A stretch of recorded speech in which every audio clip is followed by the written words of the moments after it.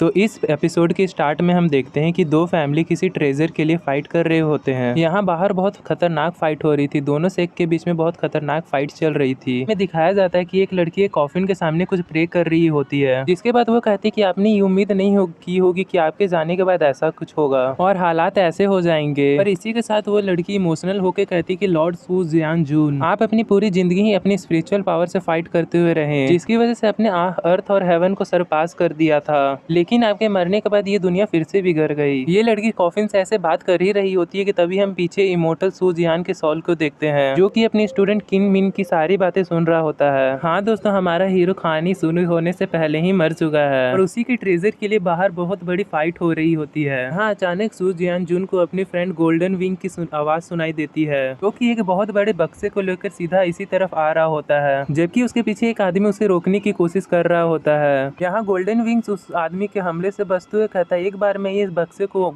महल तक पहुंचा दूं, उसके बाद मेरी मास्टर वापस जिंदा हो जाएंगे। किंग मिंग एक स्पिरिचुअल परफॉर्म करके उसे जिंदा कर देंगे। ये सुनकर वो आदमी कहता है कि मैं ऐसा बिल्कुल भी नहीं होने दूंगा, क्योंकि सू जियान जून ने मेरे फादर को मारकर उसकी तलवार को भी अपने पास रख लिया था और अब वक्त आ गया कि मैं अपने फादर के ट्रेजर को तुमसे वापस ले लूं। जिसके बाद वो आदमी उस गोल्डन विंग को वहीं पे बांधकर मार डालता है। जिसके बाद हम देखते हैं कि एक आदमी अपने साथियों के साथ दरवाजा खोलकर एंटर कर लेता है। किनमिन को देखकर कहता है कि अब बस भी कर दो, तुम पिछले 7 दिन तक इसके सामने बैठकर प्रार्थना कर रही हो। इसकी ये बात सुनकर किनमिन को बहुत ज्यादा ही गुस्सा आ जाता है। वो आदमी कहते कि तुमने देखा नहीं कि महल के बारे कितने सारे दुश्मन जमा हो गए हैं, मैं ऐसे ही किसी भी दुश्मन को अपने मास्टर के ट्रेजर को डिस्ट्रॉय करने नहीं दूंगा। किनमिन यह बात सुनकर कहती है कि तुम सच क्यों नहीं कहती कि यह ट्रेजर तुम अपने के लिए हासिल करना चाहते हो। जिसके बाद वो आदमी किनमिन को कहता है कि मुझे मालूम था कि तुम बहुत ज्यादा होशियार हो और जबकि तुम्हें पता चल ही गया कि मेरा मकसद क्या है, तो इसीलिए तुम चुपचाप मुझे वो 9 के 9 स्वॉर्ड दे दो। और ये कहती है वो आदमी अपने सोल्जर को कहकर उस पर हमला करवा देता है,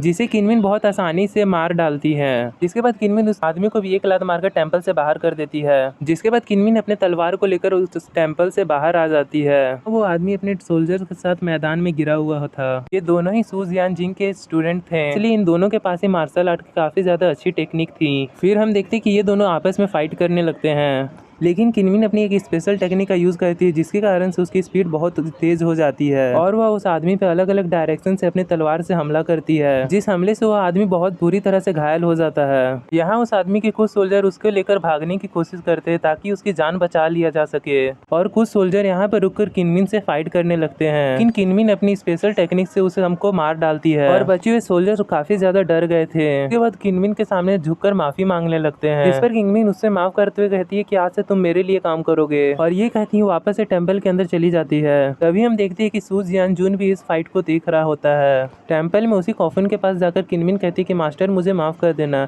मैंने इसके 7 दिनों तक रक्षा की, पर मैं अब इसके ज्यादा नहीं कर सकती हूँ और मुझे नहीं लगता मैं इससे ज्यादा दुश्मनों को रोक पाऊंगी। जिसके बाद वह बोलती है कि मास्टर मुझे माफ कर देना, मैं आपके ट्रेजर को किसी गलत हाथ में नहीं पड़ने दे सकती, इसीलिए मैं उनसे सब कुछ छुपा दूंगी और फिर उन सबकी रक्षा करूंगी। ऐसा कहती किनमिन इस कॉफिन को ओपन कर देती है, जिसके बाद वो शॉक होकर कहती कि मास्टर के 10 स्वॉर्ड्स कहाँ गए, क्योंकि वह अंदर से पूरी तरह से खाली होता है और वह बोलती है कि आखिर ये सब यहाँ पे क्या हो रहा है। फिर हम देखते हैं कि पीछे खड़ा सू जियान जून मुस्कुराते हुए कहता है कि मैं उम्मीद करता हूँ जब मेरा दोबारा जन्म होगा तो मेरी मुलाकात तुम्हारे से दोबारा हो सके। और ये कहती हम देखते हैं कि सू जियान जून वहाँ से गायब हो गया था। जिसके बाद कुछ साल गुजर गए थे और हमें दूर एक गाँव का सीन दिखाया जाता है, जिस घर से एक लड़का बाहर आता है जो कि सू जियान जून होता है। जिसके बाद सीन शिफ्ट होता है और हमें सू जियान जून को दिखाया जाता है, यानी कि सू जियान जून का दोबारा जन्म हो चुका है और इस वक्त उनका नाम सुई होता है। जिसके बाद दो लड़के बात कर रहे होते कि तुमने देखा वो सुई है। इसमें से एक लड़का बता रहा होता है कि मैंने सुना था कि सुई की किंग हिंग स्वॉर्ड गेट का मास्टर हेड था और ये उस वक्त बहुत ज्यादा फेमस भी था और स्ट्रांग भी, लेकिन बाद में एक घटना की वजह से इसका पूरी लाइफ चेंज हो गया और उसने अपने पूरा कल्टीवेशन भी लॉस कर लिया और अब वो वैंग फैमिली का सन इन लॉ है। सुनकर दूसरा आदमी कहता है भले ही वो जैसा भी था और जितना भी ताकतवर था वो पहले था, लेकिन अब ऐसा नहीं है और उसके पास्ट के एबिलिटी को देखकर वैंग फैमिली को उसे अपना सन इन लॉ नहीं बनाना चाहिए था, क्योंकि वो लोग इन सब बातों को बहुत जोर जोर से बोल रहे थे, जिसे से सुई भी सुन लेता है। इसके बाद वो दोनों को वह पीछे मुड़ के देखता है, जिसके बाद वो दोनों वहाँ से चले जाते हैं।